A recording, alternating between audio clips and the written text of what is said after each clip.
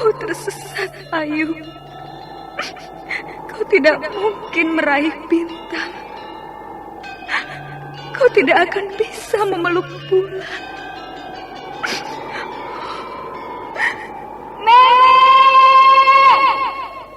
Nenek Raga Runting! Ayu! Ayu!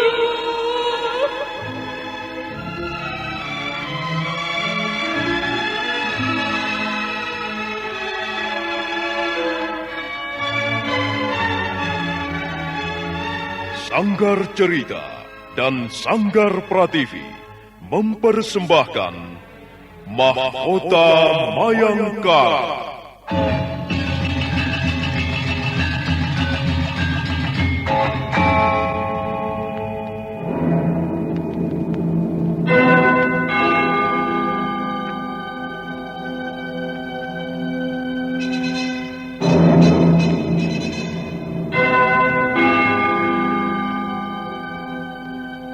Cerita ini lanjutan dari Tutur Tinular.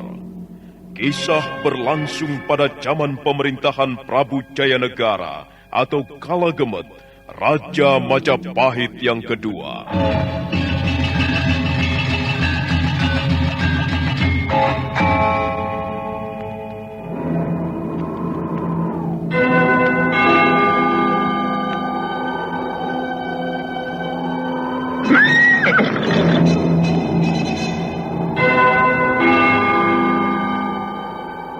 Bukan lagi Raja Majapahit. Akulah raja. Akulah yang berkuasa. Ayo, obrak-abrik desa Ganding. Tangkap Jayanegara. Tangkap Jayanegara.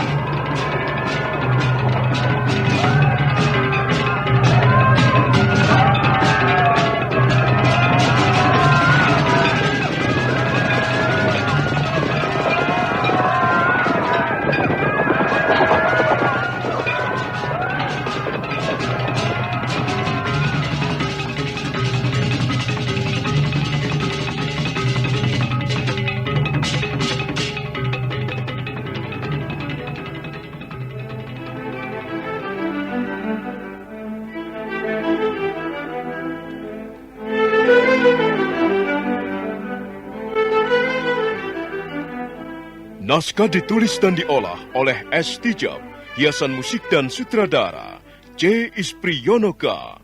Kali ini mengetengahkan episode ke-6 dengan judul Bencana di Atas Rontal.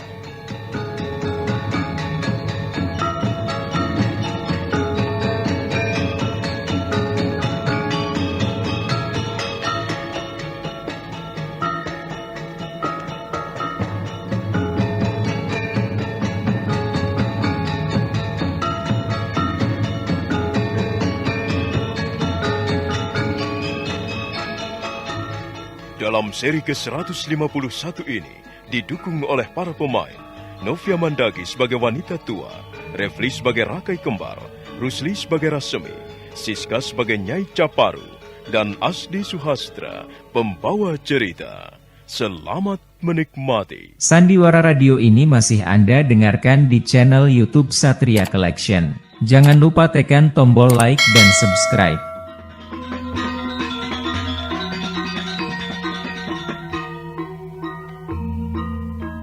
Hari Rabu atau Hari Buddha adalah hari libur. Para siswa pusat pendidikan calon tanda hari itu boleh keluar dari asrama. Mereka diizinkan bersenang-senang untuk sekedar mendapatkan hiburan setelah belajar keras di hari-hari yang lain. Sebagian ada yang pergi ke kota Raja Majapahit untuk melihat-lihat suasana keramaian ataupun tontonan. Sebagian ada yang pulang ke desanya. Sebagian yang lain memilih tinggal di asrama untuk membaca-baca buku di ruangan pustaka. Sementara itu, Rasemi dengan ditemani Rakai Kembar pergi ke desa Tumpih Angin. Desa Tumpih Angin terletak di sebelah barat kota Raja Majapahit, di sebuah kaki bukit yang indah. Di sudut desa, di tepi sebuah sungai kecil yang gemercik mengalir dengan tenang, nampak beberapa buah bangunan yang teratur dengan rapi. Sekalipun bangunan itu cukup sederhana, bahan-bahannya dari kayu hutan, tapi karena disusun dengan rapi dan udara sejuk, membuat suasana menjadi asri. Disitulah tempat berkumpulnya wanita-wanita cantik yang menjual diri, yang disebut jalir. Setelah menampatkan kudanya, Rasemi dan Rakai Kembar bergegas melangkah ke sebuah bangunan yang ukurannya lebih besar dari yang lain. Seorang wanita tua menghampiri mereka. Tuan Kembar sudah datang. Iya, Bi. Bi, kali ini aku datang tidak sendirian seperti biasanya. Tuh, lihat, Bi. Aku membawa seorang teman. Selamat datang, Tuan. Iya. Bi, namanya Rasemi. Oh ya, selamat datang, Tuan Rasemi. Selamat datang di Tumpi Angin. Iya, beginilah keadaan kami, Tuan. Mudah-mudahan saja tidak mengecewakan Tuan berdua. Tuan-tuan dapat mencari hiburan di tempat ini. Rasemi, Iya. aku akan pergi dulu. Kalau kau membutuhkan sesuatu, kau bisa mengatakannya kepada Bibi Wangking. Iya, pergilah Rakai Kembar. Aku tahu apa yang harus kulakukan di tempat seperti ini. Rakai Kembar tertawa, kemudian melangkah pergi. Bibi Wangking mendekati Rasemi sambil tersenyum ramah. Ayo, Tuan Rasemi. Iya. Mari saya antarkan masuk ke dalam sana. Tuan Rasemi dapat memilih wanita macam mana saja seperti selera Tuan. Aku tidak terburu-buru, Bi. Aku masih mempunyai banyak waktu. Apakah Tuan Rasemi sudah biasa pergi ke tempat seperti ini, Tuan? Ya, tempat seperti ini biasanya dirahasiakan. Tapi bagi siapa yang berminat untuk mencari hiburan di tempat seperti ini, ada saja yang memberitahu. Tuan Rasemi pandai berkata-kata. Tuan Rasemi Iya. lain dengan Tuan Rakai Kembar. Tuan Rasemi orangnya tenang, sedangkan Tuan Rakai Kembar berangasan. Tapi beliau sudah menjadi langganan kami, Tuan. Hampir setiap hari Buddha, Tuan Rakai Kembar datang kemari. Beliau senang sekali dengan wanita cantik yang badannya agak gemuk. Kalau Tuan Rasemi, bagaimana? Entahlah, Bi. Tapi kukira aku menyukai setiap wanita cantik. Ya, terutama sekali wanita cantik yang bisa memberikan hiburan bermutu. Wah, itu selera yang tinggi. Iya. Saya sendiri tidak yakin apakah di tempat kami ini ada wanita seperti itu. Biasanya mereka adalah wanita-wanita desa yang terpaksa menjadi seorang jalir karena hidupnya susah. Sebagian di antara mereka karena putus asa ditinggal suami, Tuan. Maaf, Bi Wangking. Aku ingin berjalan-jalan dulu. Aku ingin melihat-lihat suasana di sekitar tempat ini. Oh ya, Tuan.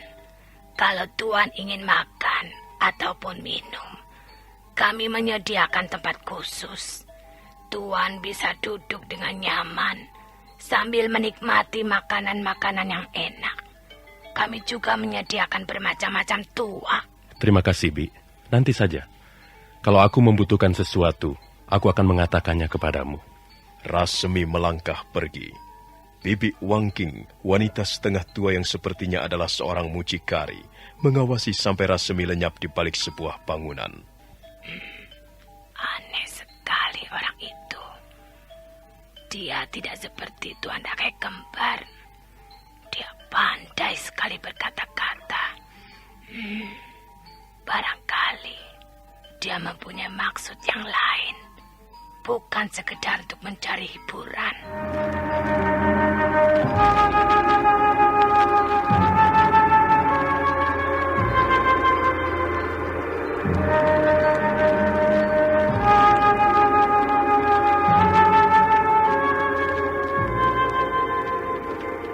Rasemi melangkah perlahan-lahan sambil mengamati suasana di sekitarnya.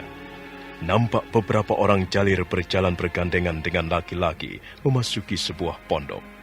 Rata-rata mereka masih muda usia, dan rata-rata mereka mempunyai wajah yang cantik. Rasemi terus berjalan menyusuri jalanan setapak, yang kanan kirinya banyak tumbuh-tumbuhan bunga. Sebagian di antara mereka mekar dengan indahnya. Rasemi berhenti ketika di depannya melintang sebuah sungai kecil yang airnya jernih. Air sungai gemercik mengalir di sela-sela batu. Jalir, pelacur.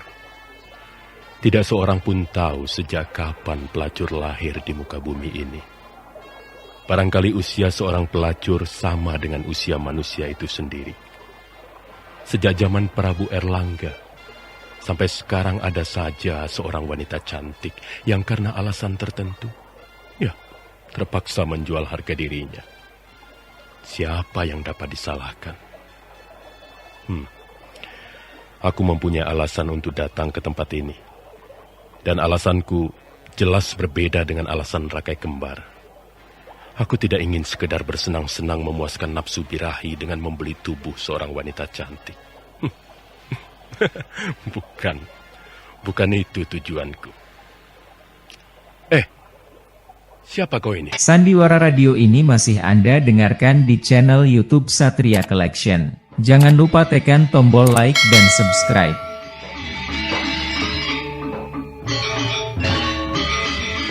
Rasemi terkejut. Tiba-tiba seorang wanita cantik muncul dari balik kerumbulan semak belukar yang rimbun. Dia hanya mengenakan selembar pakaian. Rambutnya basah. Wanita itu pun nampak terkejut melihat Rasemi yang berdiri di tepi sungai. Mereka berpandangan sesaat lamanya.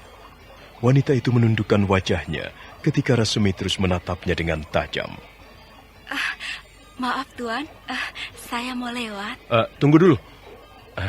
Mengapa harus terburu-buru? Saya harus segera berdandan Tuan. Saya takut Bik Wangking mencari saya. Saya harus segera menerima tamu. Jadi kau seorang jalir? Semua wanita cantik yang Tuan lihat di sini adalah jalir Tuan. Kalau Tuan menginginkan hiburan, Tuan bisa memilih salah satu di antara mereka. Siapa namamu? Nama saya Caparu.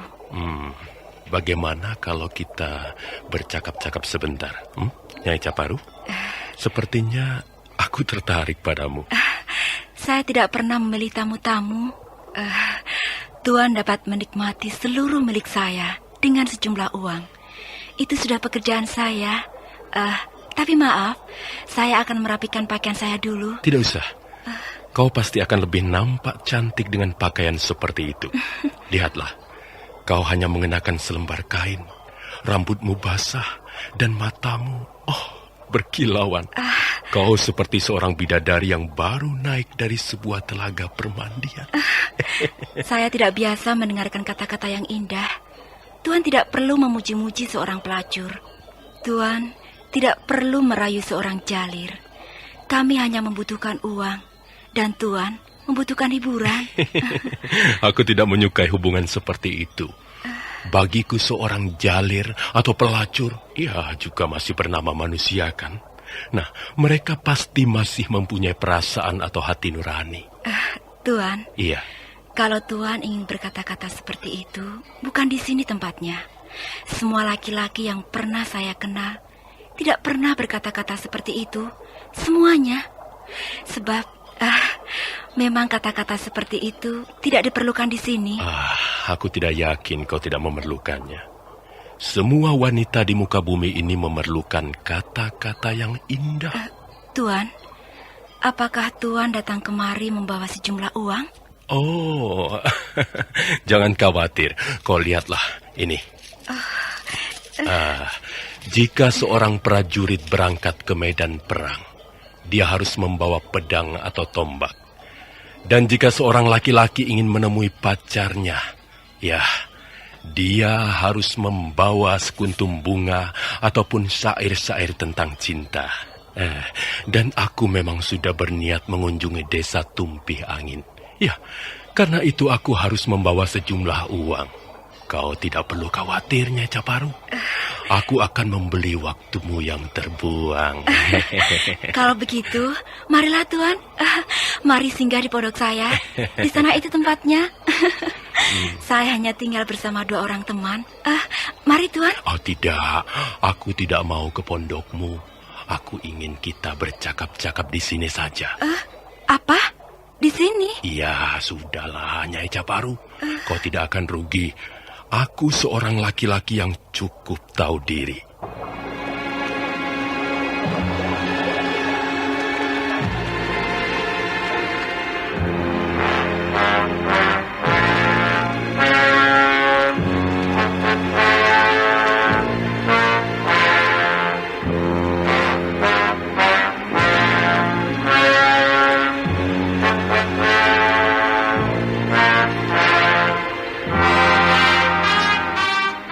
Rasemi menggandeng tangan Nyai Caparu yang lembut.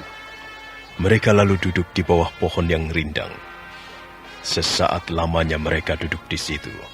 Sementara mata mereka memandangi air sungai gemericik mengalir di sela-sela batu. Tuan aneh sekali. Belum pernah selama saya menjadi seorang jalir bertemu dengan seorang laki-laki seperti Tuan. Biasanya mereka bersikap tidak sabaran, Tuan. Aku selalu ingin menikmati makanan dengan caraku sendiri. Aku ingin mengunyah makanan sehingga sari-sarinya meresap ke seluruh pembuluh darahku ini. Suatu saat aku ingin makan di pendopo rumahku. Nah, pada saat lain aku ingin makan di tepi ladang. Dan pada saat yang lain lagi aku ingin makan di tepi sungai yang gemercik airnya. Suasana. Ya, aku membutuhkan suasana, bukan hanya makanan. Maaf, saya belum tahu siapa nama Tuan. Namaku Rasemi. Kalau begitu, Tuan Rasemi mempunyai cita rasa yang tinggi. Apa katamu? Tuan Rasemi mempunyai selera yang tinggi. Sekarang saya tidak heran lagi. Rupanya saya sedang berhadapan dengan seorang bangsawan. Oh, aku bukan bangsawan. Aku hanya berasal dari golongan Weisha. Baiklah, saya tidak bisa berkata apa-apa lagi. Karena Tuan akan membayar saya, maka sekarang saya akan menuruti apa saja keinginan Tuan. Aku hanya ingin bercakap-cakap dengan seorang jalir yang cantik jelita, yang namanya Nyai Caparu. Apakah ada yang ingin Tuan ketahui tentang diri saya? Kecuali bahwa saya seorang jalir, seorang pelacur, Tuan. Nyai Caparu, kau pasti mempunyai alasan yang kuat sehingga kau tinggal di sudut desa Tumpih Angin ini. Saya telah dikecewakan seorang laki-laki. Siapa dia? Suami saya. Oh, aku tahu itu. Suamimu itu pastilah seorang laki-laki yang tidak bertanggung jawab. Iya, dulu saya mencintainya. Dulu kami pernah mengalami saat-saat yang manis, Tuan. Tapi akhirnya semuanya berubah. Suami saya tidak tahan mengalami goncangan hidup berumah tangga. Suami saya adalah anak seorang kepala desa yang kaya raya. Setelah orang tuanya meninggal dan jabatan kepala desa jatuh ke tangan orang lain, kehidupan kami menjadi melarat. 2 orang anak kami terlantar. Suami saya terjerat minuman keras. Dia selalu pulang larut malam dalam keadaan mabuk. Hati saya sedih. Kami telah jatuh dan sulit untuk bangun kembali. Itu merupakan kisah lama. Banyak sekali keluarga mengalami hal-hal seperti itu. Godaan di dalam hidup ini banyak ragamnya. Iya, itulah Tuan Rasemi.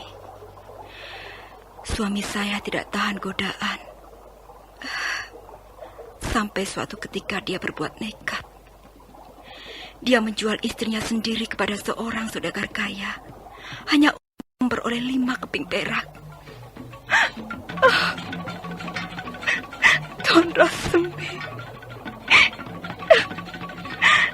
Saya tidak dapat membayangkan kehancuran seperti itu.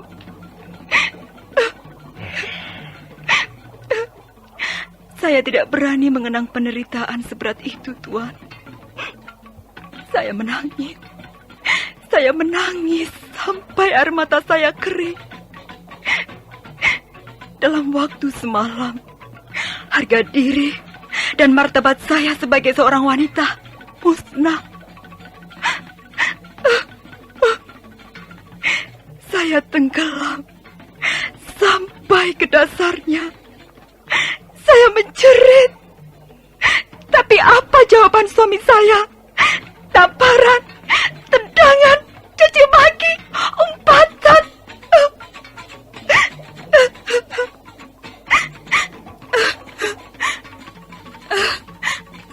Sudahlah, Tuan Rasmi. Saya tidak dapat melanjutkannya. Saya telah menjadi wanita yang paling hina. Hina, kotor, dan penuh dosa. Ya, barangkali memang sudah menjadi garis nasib saya. Lalu di mana suamimu sekarang? Dia sudah mati. Oh, Pada saat sedang mabuk, dia terlibat perkelahian dengan salah seorang teman. Tapi aneh sekali, Tuan Resmi. iya. Saya sama sekali tidak menangis pada saat mendengar berita kematiannya. Sebenarnya saya ingin menangis karena dia adalah suami saya. Tapi saya tidak bisa. Air mata saya tidak mau keluar. Tapi pada saat saya melihat 2 orang anak saya yang masih kecil, saya tidak tahan lagi. Hati saya menjerit. Saya pingsan. Dan saya sempat jatuh sakit 2 bulan lamanya.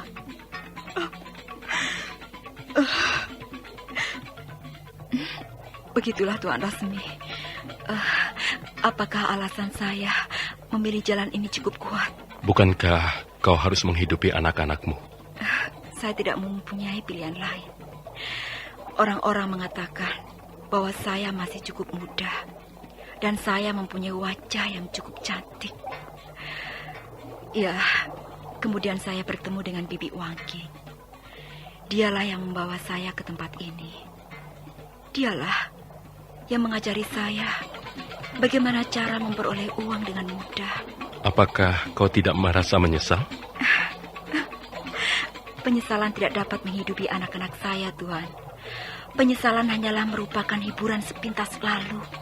Iya, penyesalan tidak akan dapat memenangkan pertarungan di dalam hidup yang keras ini.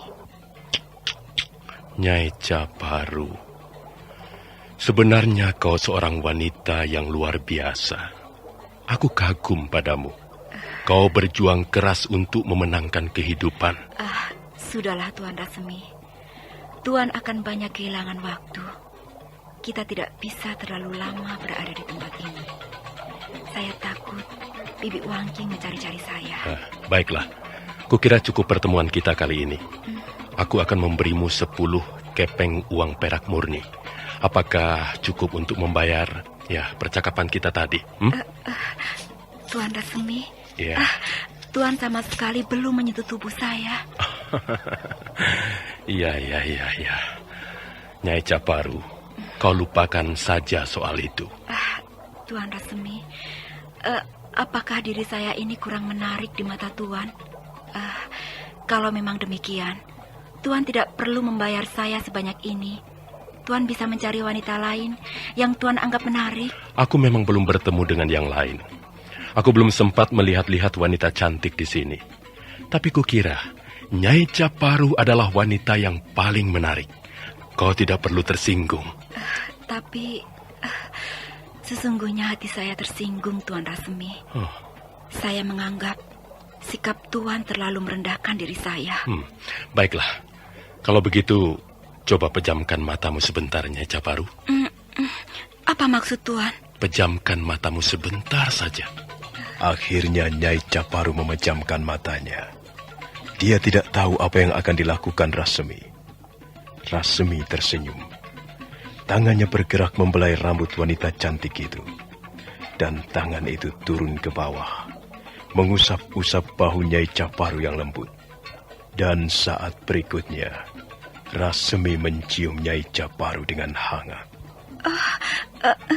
Tuan Rasemi, Tuan Rasemi. Nah, Nyai Caparu, aku harus pulang sekarang. Sampai bertemu lagi di hari Buddha yang akan datang. Di tempat yang sama, di sini. Rasemi menyentuh dagu Nyai Caparu yang indah. Kembali hati Nyai Caparu berdebar-debar. Rasemi segera melangkah pergi. Dia berjalan melintasi pohon-pohon perdu yang sebagian bunganya berkembang. Nyai Caparu berkata di dalam hati, Tuan Rasemi, Tuan Rasemi, orang ini lain sekali, aneh sekali. Aku tidak tahu mengapa hatiku berdebar-debar. Aku adalah seorang jalir. Aku seorang wanita yang biasa menjual diriku kepada setiap laki-laki. Tapi mengapa sekarang aku mengalami perasaan yang aneh? Tubuhku gemetar. Tuan Rasemi. Laki-laki itu. Mudah-mudahan dia kembali lagi. Mudah-mudahan dia menepati janjinya. Sandiwara Radio ini masih Anda dengarkan di channel YouTube Satria Collection. Jangan lupa tekan tombol like dan subscribe.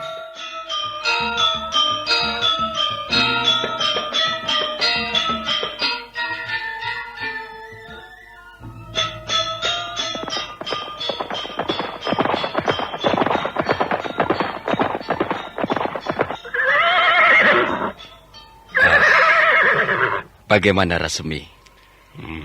Kau sudah memperoleh apa yang kau inginkan? Kau sudah menemukan jalir yang cantik jelita? Iya. Yang sesuai dengan seleramu? Iya, aku sudah menikmati hiburan yang sangat menyenangkan itu, Rakai Kembar. Syukurlah. Kita memang membutuhkan hiburan. Kita tidak bisa belajar terus-menerus, ya kan?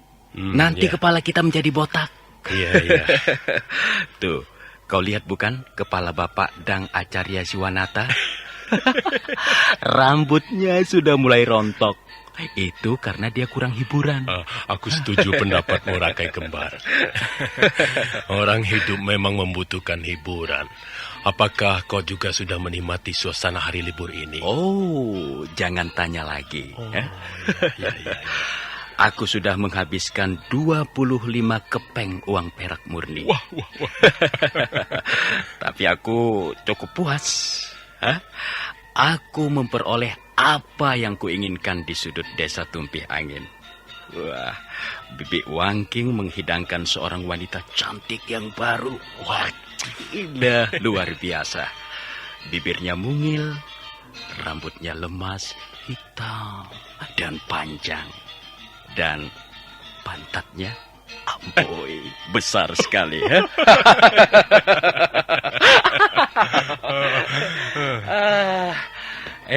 Ya. Ayolah Rasemi. Iya. Jangan sampai kita kemalaman di jalan. Kalau sampai terlambat, kita akan kena hukuman. Iya.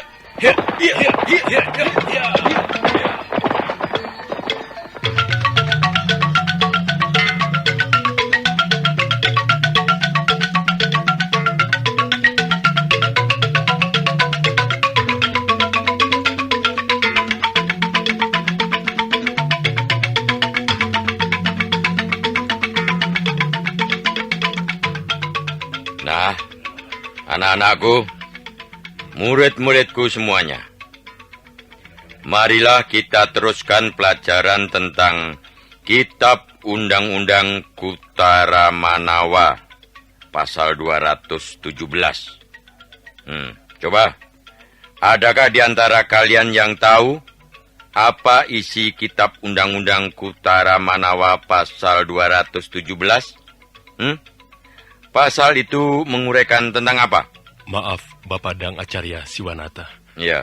Kalau tidak salah, pasal itu menguraikan tentang hak waris. Hak waris siapa? Hak waris setiap anak dari orang tua mereka. Bagus, benar. Sekarang dengarkan.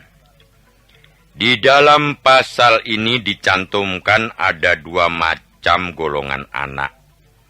Golongan pertama ialah anak yang berhak memperoleh hak waris dari orang tua mereka. Pertama, anak yang lahir dari perkawinan pertama, yaitu ketika ibu bapaknya masih sama-sama muda dan sejak kecil telah dipertunangkan. Yang kedua, anak yang lahir dari istri dari perkawinan yang kedua kalinya.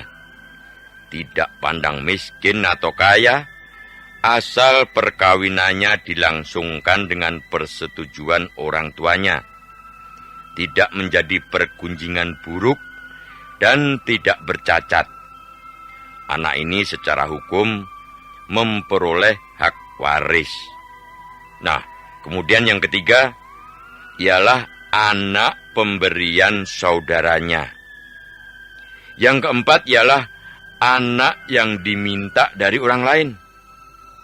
Dan yang kelima, anak yang diperoleh dari istri akibat percampurannya dengan iparnya laki-laki atas perintah suaminya. Keenam, anak buangan yang dipungut dan diaku sebagai anak. Nah, itulah 6 macam anak yang mempunyai hak waris. Dan hak waris itu secara hukum dilindungi dan dapat dibenarkan. Ini adalah golongan anak yang pertama. Sekarang, golongan anak yang kedua. Ialah anak yang tidak mempunyai hak waris. Pertama ialah anak yang tidak diketahui siapa bapaknya, karena diperoleh ibunya sebelum kawin. Anak seperti ini dinyatakan tidak mempunyai hak waris. Kemudian yang kedua ialah anak campuran laki-laki banyak.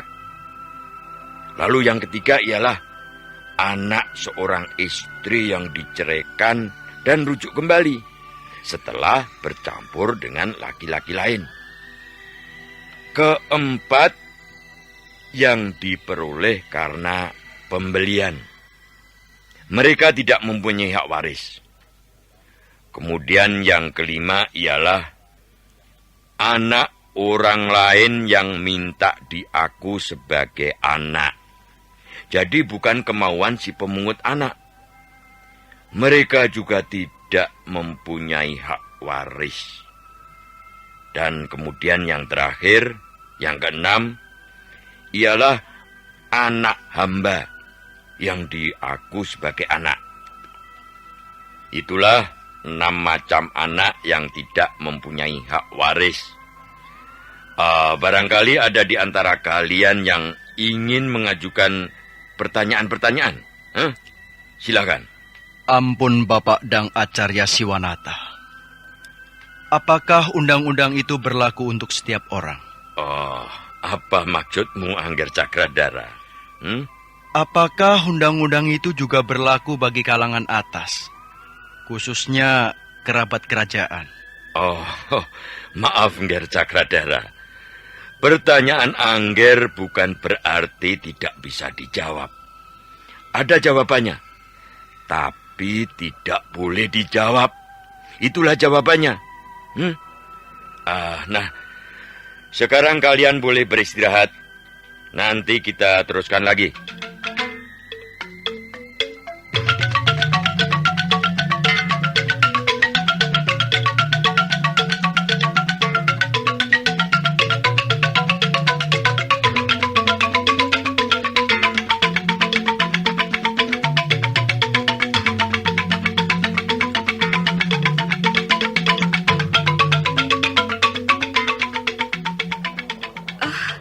Tuan Rasemi. Iya. Rupanya Tuan adalah seorang laki-laki yang suka menepati janji. Saya senang sekali, Tuan. Saya senang Tuan datang kembali. Iya, sudah beberapa hari lamanya saya menunggu untuk bisa memandang wajahmu lagi, Nyai. Tuan, Iya. Tuan Rasemi, Ada apa? Kau ingin bertanya sesuatu? apakah Tuan Rasemi mempunyai seorang istri? Kau ingin tahu tentang pribadiku? Iya. Tuan tidak boleh curang. Saya sudah menceritakan sejarah kehidupan saya. Ya, baiklah. Aku juga tidak keberatan menceritakan perihal diriku. Bagaimana menurut pendapatmu? Apakah kira-kira aku ini sudah mempunyai istri? Kalau Tuan Rasemi mempunyai seorang istri, pastilah istri Tuan seorang wanita cantik yang berasal dari keluarga baik-baik. Wanita cantik yang berasal dari keluarga baik-baik bukan berarti wanita baik.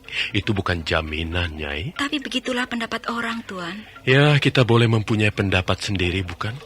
Tuan, saya tahu bahwa saya tidak mungkin menang bicara dengan Tuan. Aku hanya ingin berkata jujur kepadamu. Tuan Rasemi, mengapa Tuan tidak seperti laki-laki yang lain? Apa bedanya aku dengan laki-laki yang lain? Pembawaan Tuan sangat tenang, seperti aliran sungai yang dalam. Tuan pastilah seorang yang penyabar, dan Tuan pandai sekali memperlakukan seorang wanita sebagaimana keinginannya. Bagiku seorang wanita adalah bunga. Bunga dapat membuat pemandangan alam menjadi indah. Wanita dapat membuat hidup seorang laki-laki menjadi nyaman dan indah.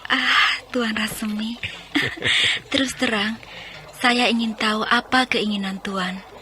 Saya tidak tahu orang seperti apa Tuan ini. Bagi saya, Tuan masih diselimuti rahasia. Mungkin Tuan mempunyai maksud-maksud tertentu. Entah apa namanya. Tapi Tuan pasti datang ke tempat ini dengan maksud-maksud tertentu. Apakah Tuan tidak keberatan menceritakan hal itu kepada saya? Ya, mengapa keberatan? Baiklah. Semula memang aku tidak sengaja datang ke tempat ini.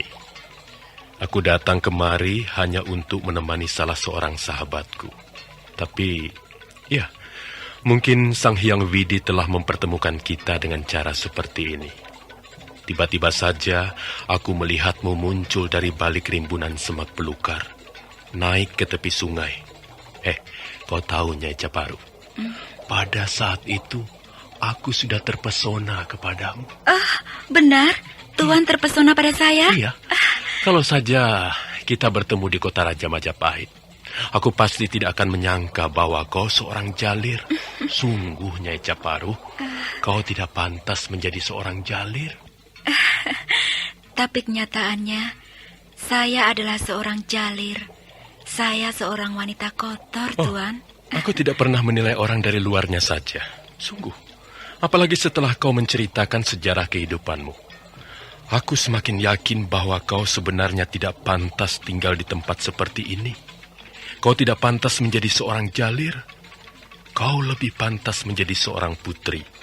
Kau lebih cocok tinggal di sebuah puri dan bukan di pondok-pondok tempat menjual harga diri. Sudahlah, Tuan Rasemi. Janganlah Tuan mengajak saya bermimpi. Seringkali kita membutuhkan impian-impian yang indah. Kau tidak percaya? Jika manusia tidak pernah bermimpi, maka penderitaan akan terasa lebih berat. Tapi Tuan, mimpi yang terlalu indah, mimpi yang terlalu melambung tinggi, jika suatu saat nanti saya jatuh, saya pasti akan binasa. Saya kira lebih baik setiap orang belajar memahami kenyataan dan menerima kenyataan itu sebagaimana mestinya, Tuan. Oh, Nyai Caparu, kata-katamu sangat bermakna. Tidak mungkin seorang jalir mampu berkata-kata seperti itu. Kau benar-benar luar biasa. Karena itu, Nyai Caparu, aku ingin menawarkan sesuatu kepadamu. Apakah itu, Tuan Rasemi? Aku ingin menawarkan sebuah masa depan yang cerah kepadamu. Tawaran Tuan hanya akan membuat saya menjadi lebih putus asa. Sudahlah, Tuan. Saya memang seorang jalir. Saya seorang wanita hina. Saya tidak mungkin bangkit dari kubangan lumpur ini. Nyai Caparu, aku bersungguh-sungguh, Nyai. Terima kasih, Tuan Rasmi. Tapi Tuan tidak bisa merubah nasib yang sudah digariskan di dalam hidup saya. Sedangkan saya sendiri pun tidak akan mampu. Saya sudah lama tinggal di tempat seperti ini, Tuan. Saya sudah lama hidup di sudut desa tumpih angin yang gelap ini. Bukan berarti saya tidak membutuhkan terang. Tapi terang itu sudah tidak ada lagi. Sekarang saya tinggal meneruskan apa yang telah saya kerjakan selama ini. Dan saya yakini sebagai sesuatu yang wajar. Saya tahu hidup saya sudah tercemar. Hidup saya penuh kotoran. Tapi saya masih mampu menipu diri saya sendiri, Tuan. Nyai Caparu, apakah kau akan mengisi sisa-sisa hidupmu dengan terus-menerus menipu dirimu sendiri? Iya, itulah keyakinan saya selama ini, Tuan Rasmi. Oh, kau harus bersikap adil kepada dirimu sendiri, Nyai. Saya tidak mempunyai pilihan lain. Saya harus menempuh jalan ini. Barangkali untuk selama-lamanya. Ya, mungkin beginilah nasib seorang jalir, seorang pelacur. Saya hanya berharap bisa mengumpulkan uang sebanyak-banyaknya untuk persediaan hari tua saya nanti. Pada saat punggung saya menjadi bongkok, pada saat wajah saya menjadi keriput, dan rambut saya sudah mulai memutih. Tidak. Kau masih bisa merubah nasibmu. Kau masih bisa memilih jalan yang lain. Jalan yang mana, Tuan Rasmi? Semua jalan sudah buntu. Jalan itulah yang kutawarkan kepadamu. Kau harus menerima tawaranku ini, Nyai Caparu. Aku tidak berjanji. Tapi aku akan berusaha memperbaiki nasibmu. Nyai Caparu, maukah kau menjadi istriku? Sandiwara Radio ini masih Anda dengarkan di channel YouTube Satria Collection. Jangan lupa tekan tombol like dan subscribe.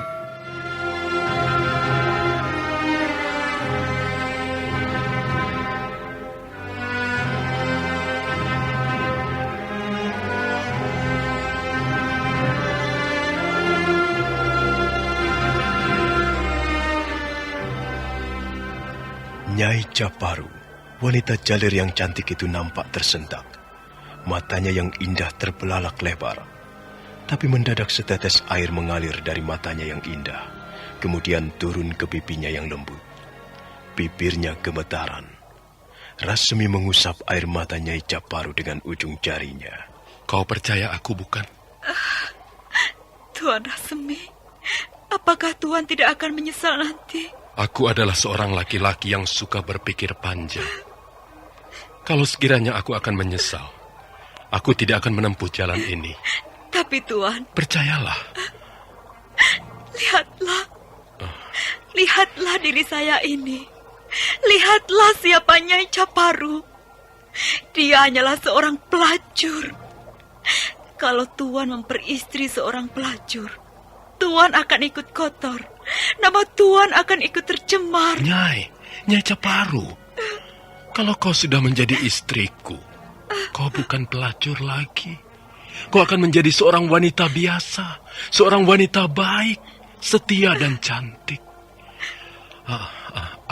Aku yakin teman-temanku akan iri melihat istriku yang cantik. Tuan Rasmi, Tuan Rasmi.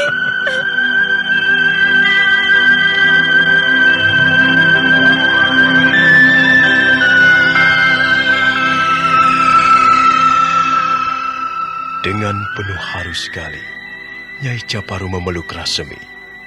Rasmi bermaksud mengangkat Nyai Caparu dari kubangan lumpur hina. Nah, bagaimanakah kisah selanjutnya? Saudara pendengar, silakan menunggu seri berikutnya. Sampai jumpa.